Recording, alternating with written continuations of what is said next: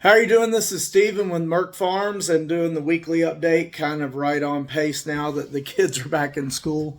Looks like August 11th. I believe my last one was the 4th.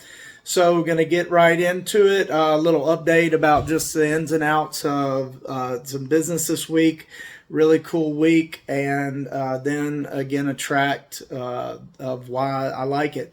Just again, kind of reiterating just the business processes this week, and that's some people try to get me on the phone here and there. I did do a few calls. My calls are overwhelmingly saved for my landowners, and then obviously family and other business stuff I have going on.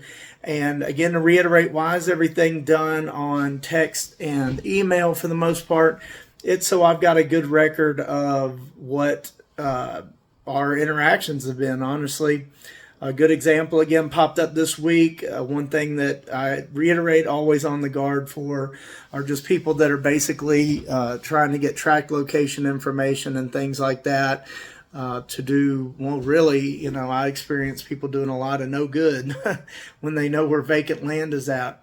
Also, I think other hunters really like that we kind of lock down on that. Landowners really like it because we just don't want people running all over the place, and we reserve it for the people that are legit and do things by the processes in the right way.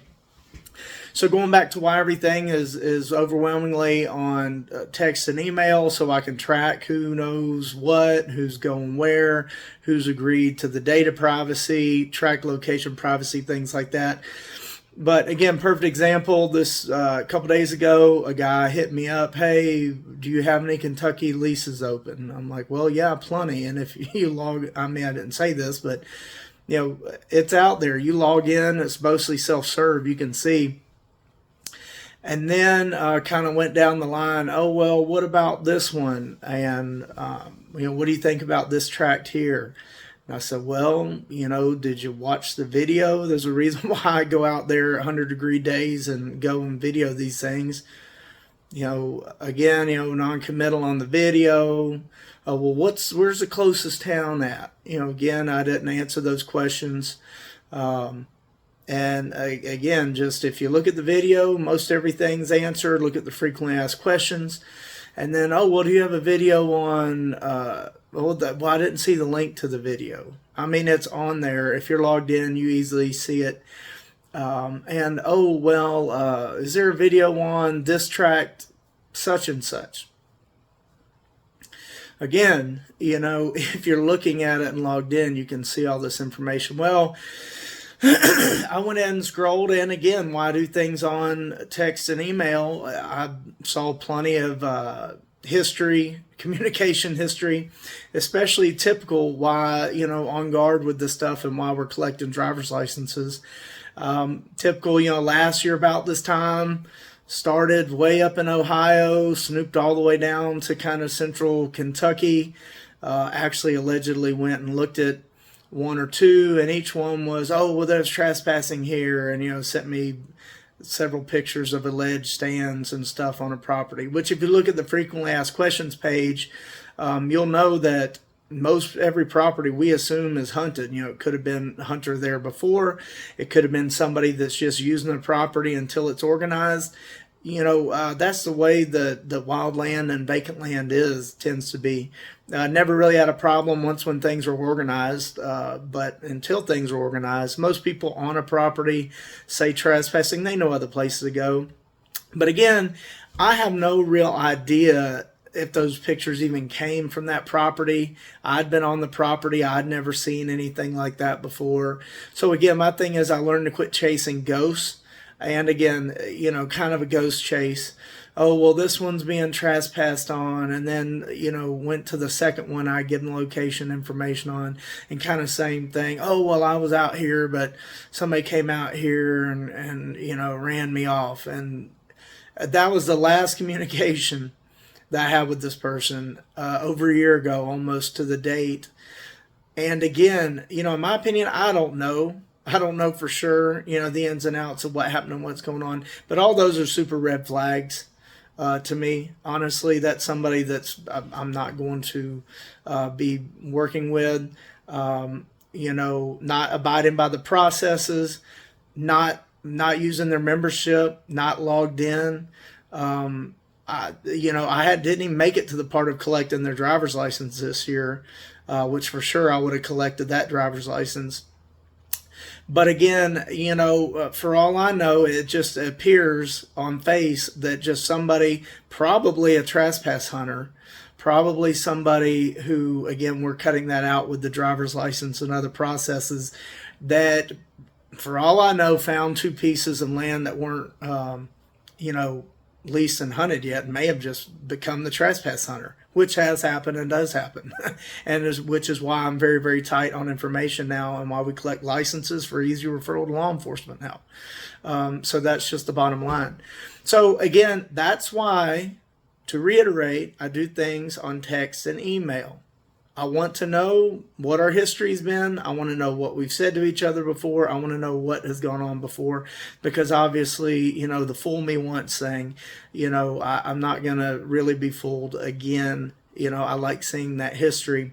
If you're a current lease hunter, things like that, jump on the phone, proven track record, already established as kind of one of the better members and people with long history, that's fine. But, just again to reiterate, if you're some new person, new to us, expect things to go slow, expect to give your license, and expect everything to be in text or email, because again, I want to build up a history that I can prove what kind of person you are to work with and what your intentions are and things like that. So that's just kind of another example popped up this week of somebody was complaining why I didn't jump on the phone with them. And then somebody again showed me exactly why I build a history in writing with people. So, and I hadn't heard back from the individual. I said, hey, did you go on the frequently asked questions page? Have you seen why we do things this way? And another new person this week did come on board, try to get me on the phone, said, hey, look at the frequently asked questions first, look at those videos, look at all the things I've done to help you out. And again, took the proper angle, like, hey, you know what, I get it now, I understand, and actually lease the property. And again, all on text and email. And again, now I've got that good history where I can kind of see what they're about, and it seems like it, seems awesome. Sent the check in right away and it's got a nice property they like. So again, text and email really have to build that history with me, with all the bad behavior that's going on this day and age. Okay, but let's be on the positive. A lot of awesome new tracks. Great tracks in Kentucky. If you look, great videos, great big sheds, great big deadheads, great big harvests. The videos are awesome, beautiful, outstanding places I would love to hunt myself. So those are out there. Diverse types of tracks, farms, several with waterfowl on it, quail, a lot of quail on one of them. Great owners, some have great owners right there on site wanting to jump in and help, and others absentee, that kind of I'd run into a lot. But what I'm really excited about is really kind of had some outreach work and getting land kind of outside of my normal area, but where I'd like to expand it into. If you looked at the latest update, published some hunting leases in Iowa and Missouri. And again, I haven't been to these. I've worked extensively with the landowners, collected a lot of information, and I'm just going to point one out right now. And that is, I really love the open tract in Des Moines County, Iowa. Not Des Moines, Iowa, Des Moines County, Iowa. I have it as lucky because it's small. It's 50 acres. But just so many outstanding things about it. One, it's got a cabin on it. Amazing cabin, nearly brand new. A log cabin. It's one of the ones you normally see in places like that. So you can stay right on site. Awesome.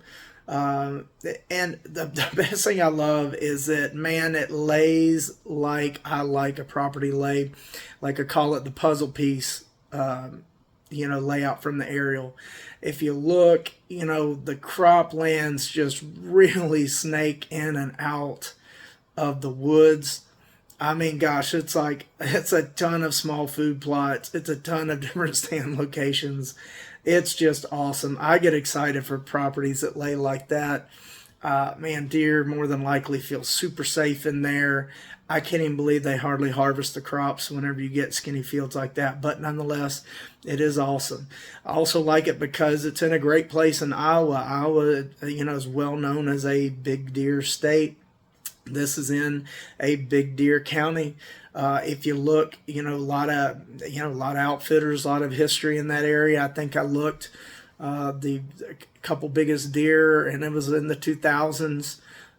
There were like two that were 237, in a little different inch here and there. But and Des Moines County definitely fills up a lot of the record books in that county. So I like it. It's in a great area. It's got all you need. It's got crops. It's got woods. It's got a little overgrown shrubby power line. It's got a creek in the back. Again, fabulous.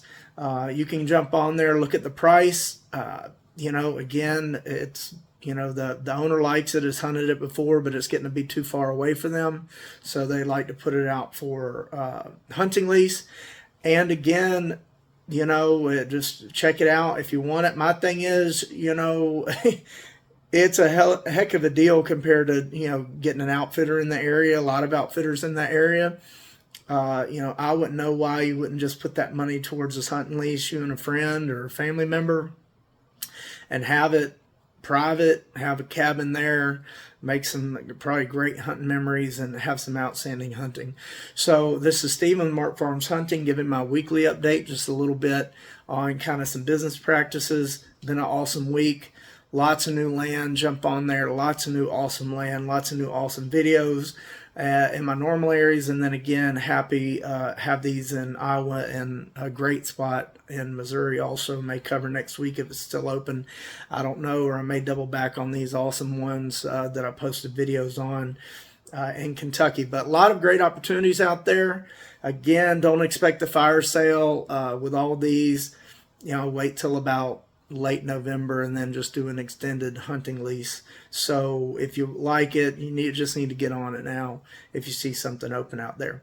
All right, Stephen, Merk Farms Hunting.